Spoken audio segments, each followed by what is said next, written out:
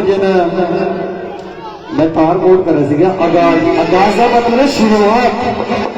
मैं बोलता ने कमेंट भी मैं बोलता नहीं करे यूट्यूब ये दस देना भजन किहदे वास्ते लिखे सी।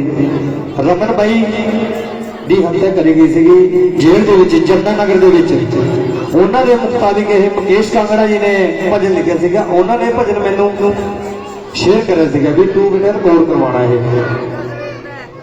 ये उन्होंने बारे लिखा जो लॉकडाउन से अपने कमलवीर की हत्या की गई सी यमुना नगर जेल के जहर दे के मारा गया सीगा धोखे नाल भी।